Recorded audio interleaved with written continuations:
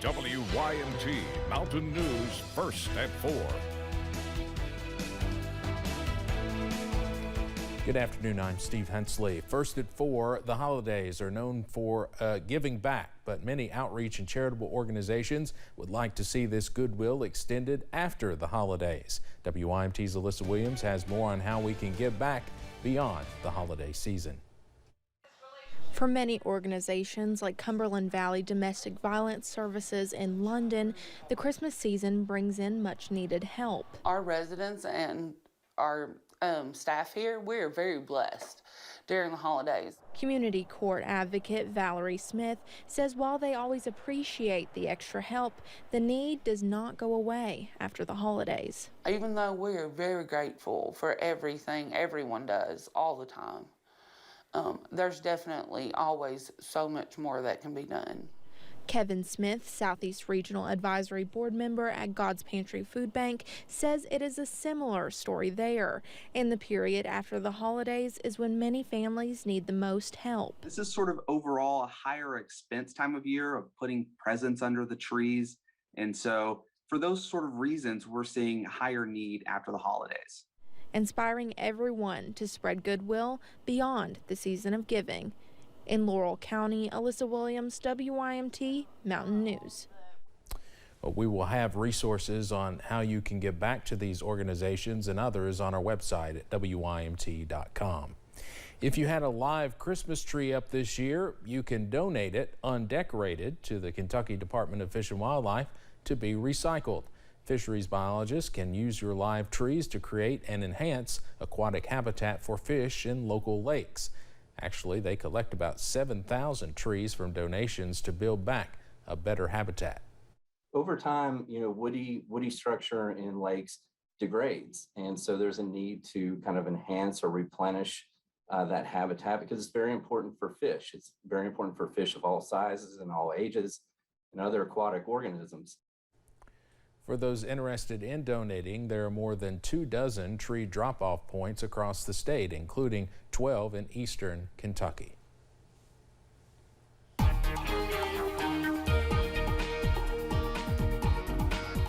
Just keep an eye on that WYMT weather app if you are out to take some of those trees in, because we do have some rain showers scattered about the region this afternoon. Not everybody's seeing heavy rain, but a few sprinkles at least in some spots. I-75 at London, you see what we're talking about. We had a little bit of sunshine earlier today, but a few more of those showers beginning to move in. Temperatures around the region staying mild, low to mid 60s. Look at Jonesville sitting now at 70 degrees. Winds out of the southwest, 5 to even 15 miles per hour, really bringing in that warm air ahead of that next front. We're already starting to see a few of those showers getting going across portions of the Kentucky River Valley, and then now starting to eke on into the western portions of the area. You see there's the warm front from earlier today. Now we're starting to see the cold front beginning to push in. So we're going to continue to watch this as we head later on into the evening hours. Keep that WYMT weather app handy. Not only do you get our latest forecast, but you'll get the latest radar imagery as well. And it will be coming in handy over the remainder of this week, and even into the weekend as well, with rain showers continuing on into tomorrow morning. I'll have the latest on when more showers return coming up in just a few minutes. Steve? Evan, thank you. Americans are not being hospitalized with the Omicron variant at the same rate as other strains, but it is still dangerous, including for kids. The U.S. now averages 260 pediatric COVID hospitalizations a day. That is up nearly 30% from last week. CBS's Meg Oliver has the story from Paterson, New Jersey.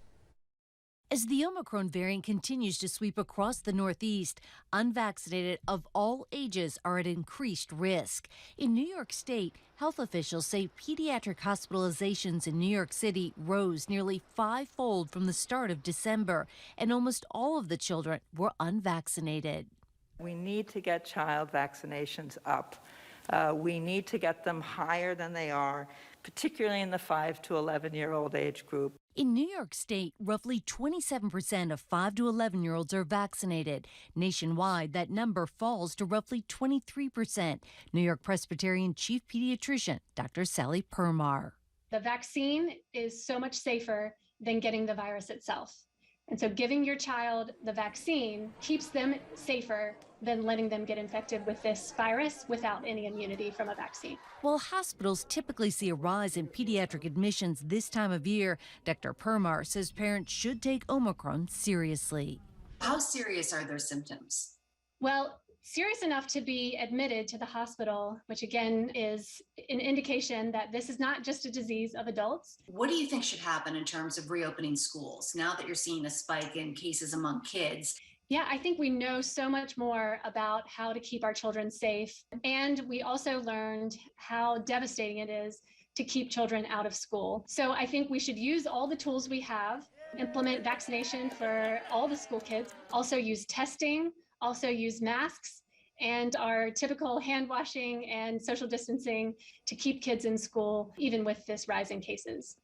New York Governor Kathy Hochul also announced she's urging all superintendents to keep their classrooms open. She says she's prepared to send any additional resources they may need to prevent any disruptions to in-person learning. Meg Oliver, CBS News, Paterson, New Jersey. The CDC is shortening the amount of time people have to quarantine after getting COVID. The new guidance allows asymptomatic patients to only isolate for 5 days instead of 10. But they should continue to wear a mask for another 5 days around others, and a negative test is not required to end isolation. The data suggests that with Omicron, you're most infectious a day or two before you get sick and for the first day or two after you've gotten sick. This change in guidance comes as COVID testing sites across the country deal with long lines, forcing many to wait hours to be tested. Some have criticized the decision to not require a negative test. We have local reaction to the decision later tonight. The Omicron COVID variant may not be as prevalent as previously thought. The CDC is adjusting its estimate of the variant's infection rate down and now believes Omicron was responsible for 58.6% of new cases in the U.S. last week. That's down from the agency's previous estimate of 73.2%. Because not every COVID test goes through genetic sequencing to determine what variant caused it, it's extremely difficult to pinpoint how many cases each variant causes. Also, many COVID infections never get tested at all. A new wearable is hoping to break into the fitness marketplace. Tech company Movano unveiled its smart ring ahead of January's Consumer Electronics Show. Like many other similar products, the ring will measure things like heart rate, sleep, respiration, and blood oxygen levels. The company is promising to present this data to users in a way it says will provide better insights into how to prevent chronic disease. Movano's ring will go on sale the second half of next year. Let's head over to Wall Street now on this Tuesday. The Dow closes up today, more than 96 points. We'll have more financial news coming up in our next half hour.